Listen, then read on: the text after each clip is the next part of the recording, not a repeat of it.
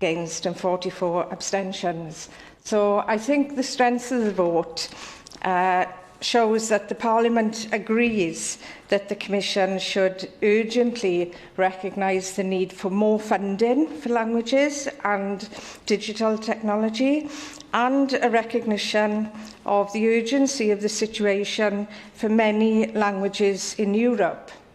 And I think the timing is very opportune as well, because discussions have started on the future budget for the EU.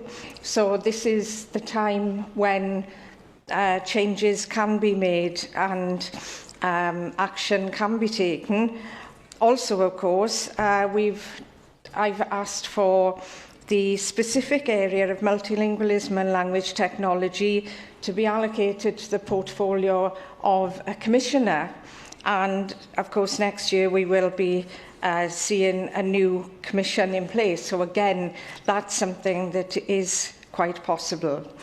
The report is important for me and for my constituents in Wales because it raises awareness of the issues that minority languages face in Europe. For us in Wales, about 20% speak Welsh, a Celtic language, and in many ways Welsh is thriving in comparison with other minority languages. But in the digital age, languages like Welsh are struggling for space online. And that's really what this report was about. At least 21 European languages are in danger of extinction in the digital world. And it's not just minority languages, it includes some official EU languages, which are majority languages in their own nations, but are minority languages online. So it's an issue that affects all European citizens, whether you come from groups of minority language speakers or not. It affects every one of us. So I called for some specific action points in the report. One of the main demands is a large-scale, long-term funding programme for research and development and innovation, because we have, of course, had funding in the past. We have programmes in Bangor University in Wales that have had European funding to develop this kind of work. But what we need is a much bigger scale and a much longer term programme for funding this kind of research and development.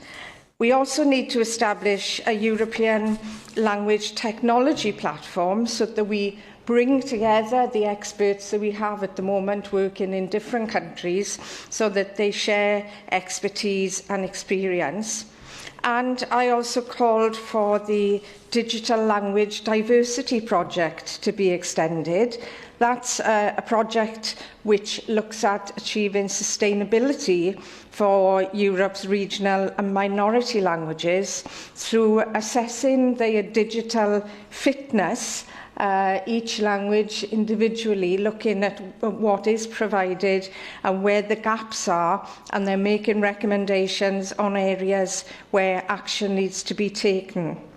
I've also called for support in education policies to ensure the next generation of Europeans will lead the way in the field of digital language technology, because we know how important this is to young people and to children in particular.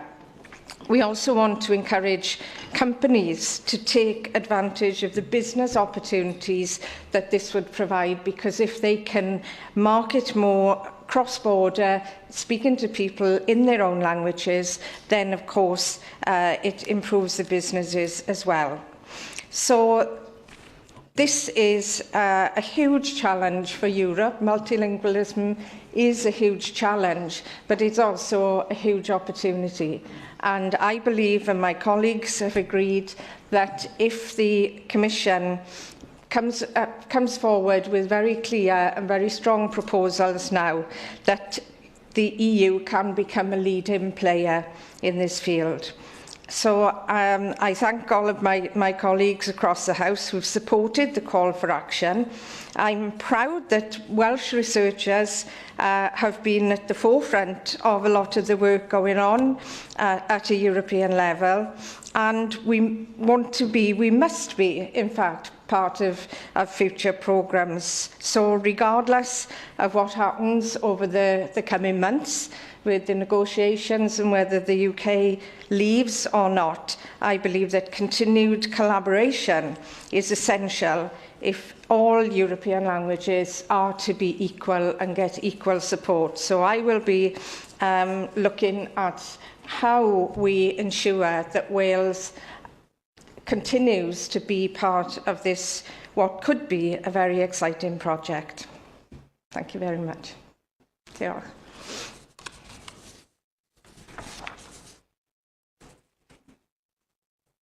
Any questions? Catherine Fiore, EU reporter. The issue of minority or lesser used languages is a very political one in many countries, but particularly so in Northern Ireland.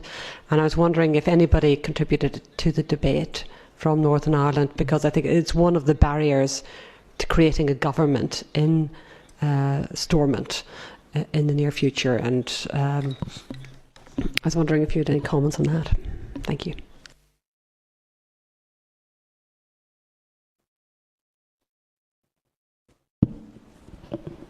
None of the shadow rapporteurs were from Northern Ireland. So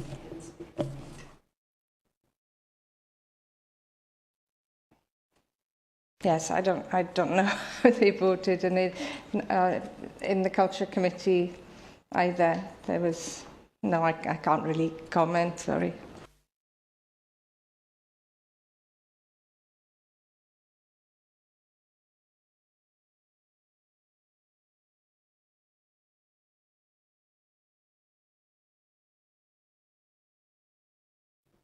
Thank you. Diolch.